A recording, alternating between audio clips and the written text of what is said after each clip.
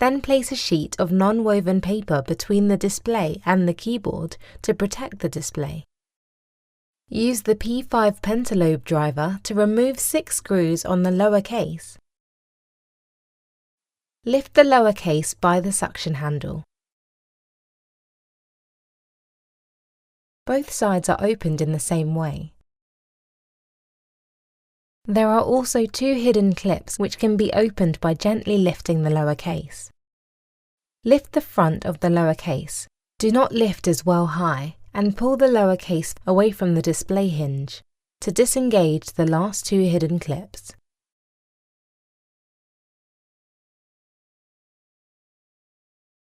If you can't pull out with your hands, please put a plastic card to the position of the display hinge.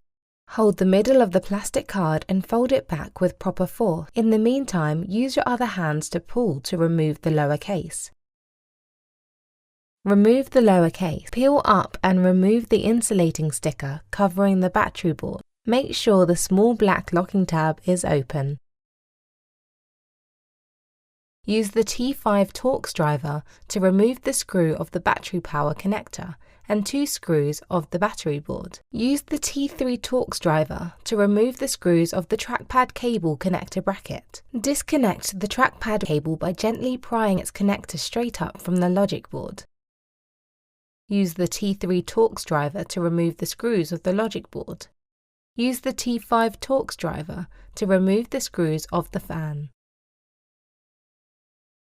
Carefully peel the trackpad cable up off the battery.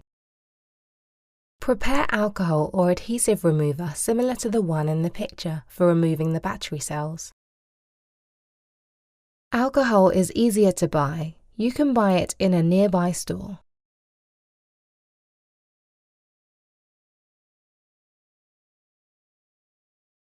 Put a plastic card to the edge of the battery cell and slowly push the card to pry up the battery cell. Please be careful with the speaker, don't squeeze too hard. Make sure the battery cell is separated from the upper case.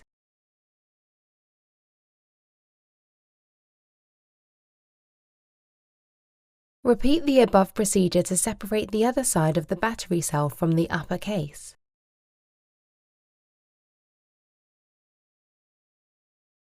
Please be careful with the speaker, don't squeeze too hard.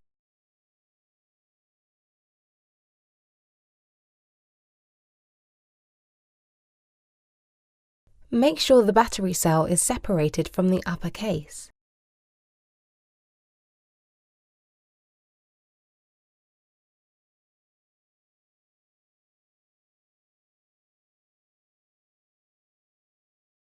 Put the plastic scraper card to the edge of the battery cell and slowly push the plastic scraper to pry up the battery cell.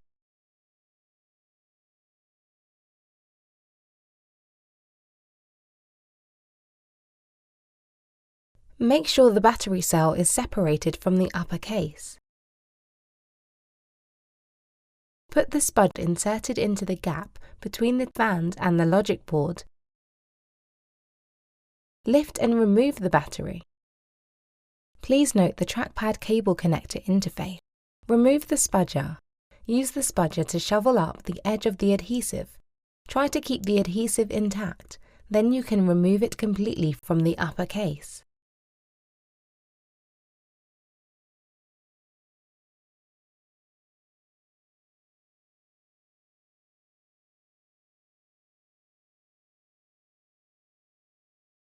Pick up the new battery, adjust the position alignment, and then put the battery down flat.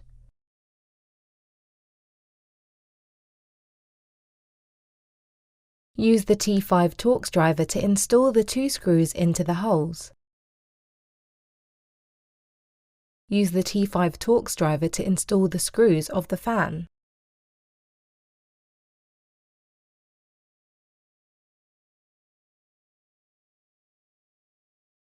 Use the T3 Torx driver to install the screws of the logic board. Slowly remove the clear protective film from the new battery.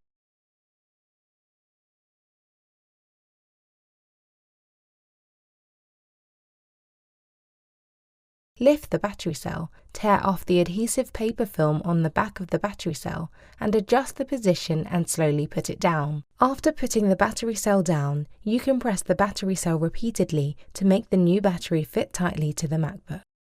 Lift the battery cell, tear off the adhesive paper film on the back of the battery cell, and adjust the position and slowly put it down.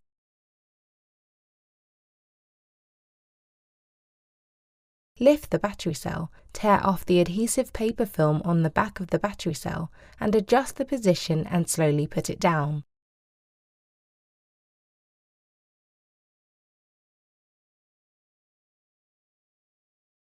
Put the trackpad cable flat along the middle battery cell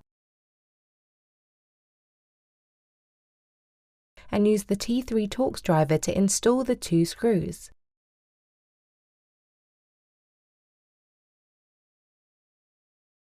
Use the T5 Torx driver to install the screw of the battery power connector. Make sure the small black locking tab that secures the cable is closed. Put the insulating sticker covering on the battery board. Cover the MacBook, then hold the lower case close to the display hinge area. Press firmly on both sides of the lower case and push in to fit tightly.